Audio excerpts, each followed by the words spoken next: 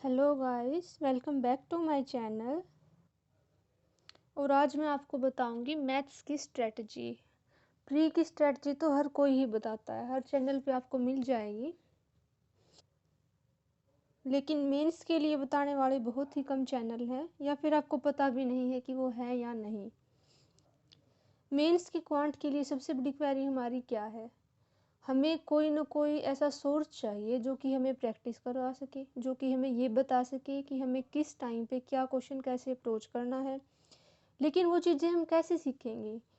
Mostly बच्चों का यही प्रॉब्लम है, जो कि मेरा भी पिछले साल सेम प्रॉब्लम था। पिछली से पिछली साल जब मैंने IBPS PO मेंस दिया था,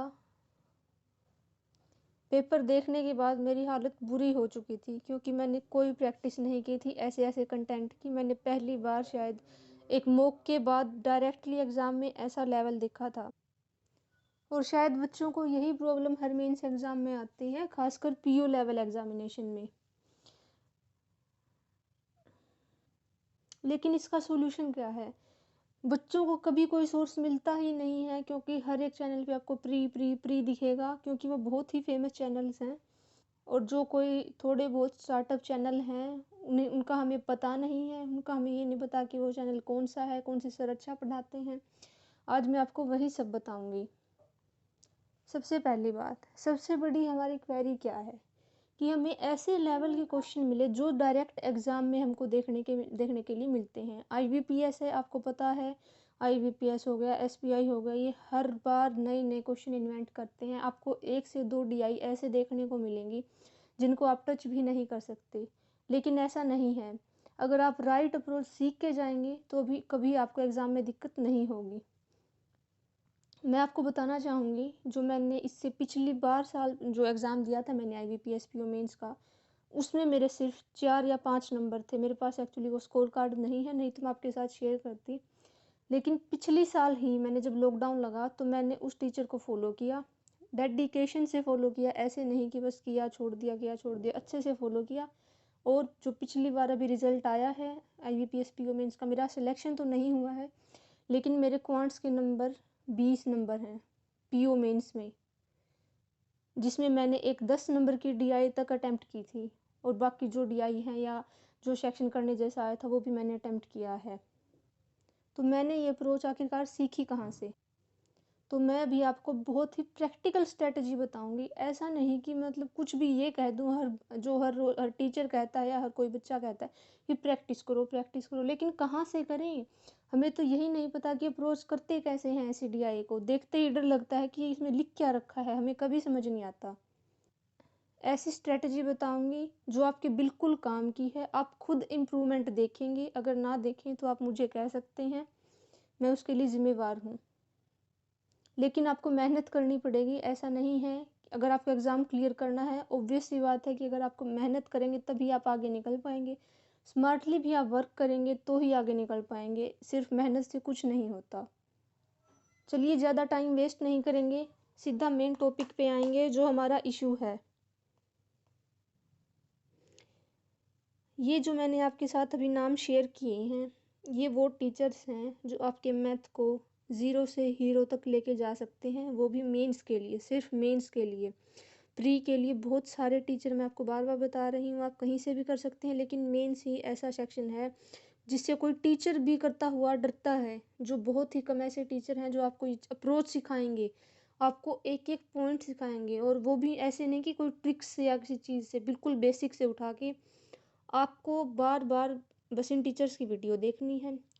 सबसे पहले आप कैसे शुरू करेंगे? जैसे मैंने हर्षल अग्रवाल सर को डेडिकेटली फॉलो किया था। इनकी एक 365 DI सीरीज़ है, लर्निंग कैप्सूल नाम इनके इनके चैनल का नाम है। हर्षल अग्रवाल सर इनका नाम है। 365 DI, वो पूरी तो 365 नहीं है, लेकिन बाकी अगर आप उस प्ले लिस्ट को छोड़ के बाकी मिलाएंगे तो इतनी हो सकती है, इतनी होंगी मेरे ख्याल से। आप क्या करेंगे, इनकी वो DI की सीरीज़ आप स्टार्ट कर देंगे। अगर अब तक नहीं की है तो आज से ही शुरू कर दें।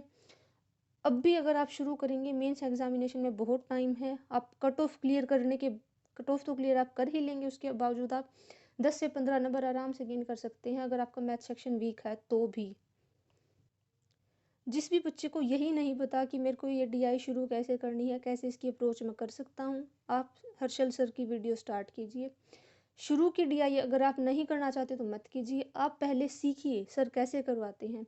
वो बिल्कुल बेसिक से जैसे हम करते हैं, जैसे आज स्कूल टाइम में कभी किया, एक्स लेके ऐसी चीज़ें, 100 लेके,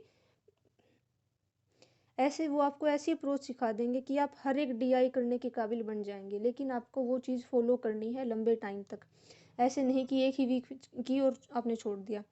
आप खुद इम्प्रूवमेंट देखेंगे। 7 से 8 डीआई आप सर से सीखिए, उसके बाद 9th डीआई आप अपने आप खुद अप्रोच करने लायक बन जाएंगे।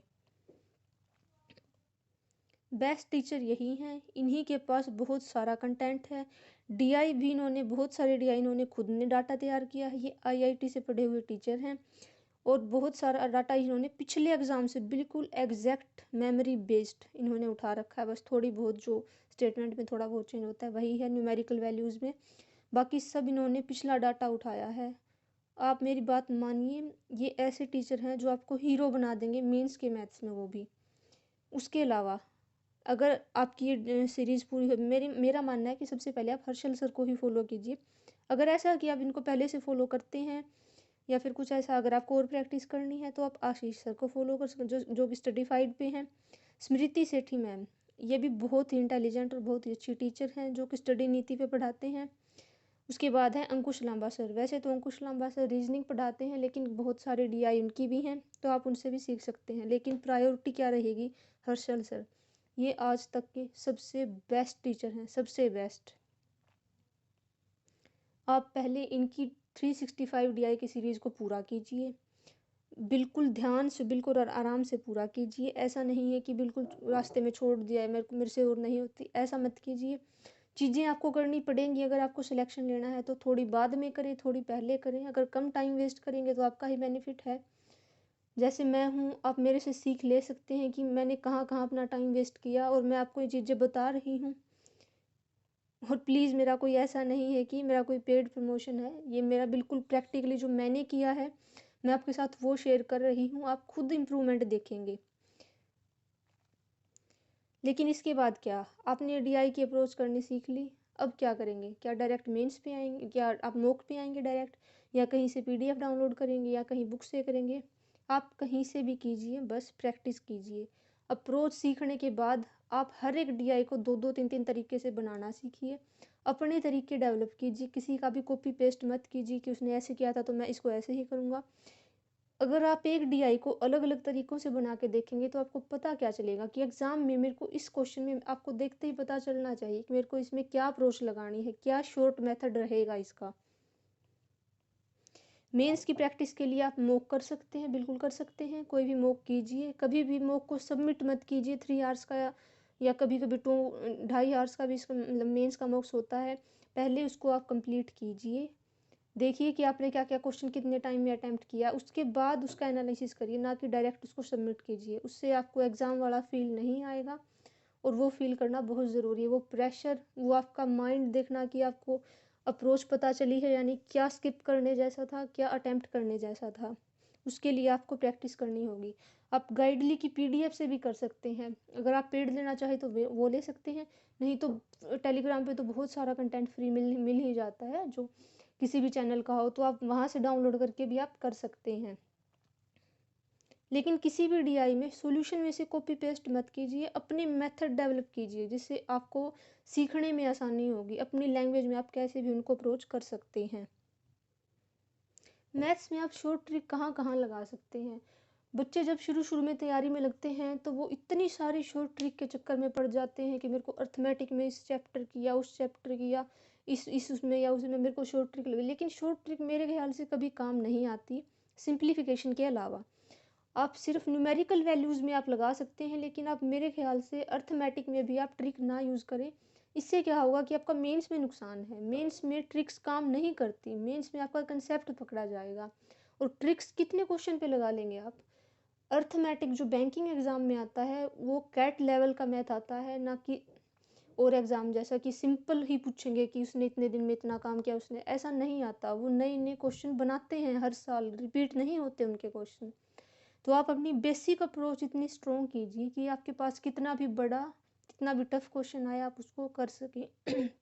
Sorry for that. आप एग्ज़ाम की डिमांड को समझिए, वो नहीं चाहते कि हमें कोई रट्टेबाज बच्चा चाहिए, उनको अपना पूरा काम मैनेज करवाना है आपसे। इसीलिए है जो भी चीज़ करें अच्छे से करें, मजबूती के साथ अपने कॉन्सेप्ट आगे लेके चलें, आपको कभी दिक्कत नहीं आएगी कभी भी मेंस एग्ज़ाम में, चाहे वो किसी भी सब्जेक्ट की बात हो, रीजनिंग, मैथ्स, जी किसी भी चीज़ की बात हो। आई होप आपको ये वीडियो पसंद आया होगा। अगर पसंद आया है तो प्लीज़ लाइक करें, शेयर करें, सब्सक्राइब करें। एंड थैंक यू, आपने इतने लोगों ने मेरी वीडियो को लाइक किया, थैंक यू वेरी मच।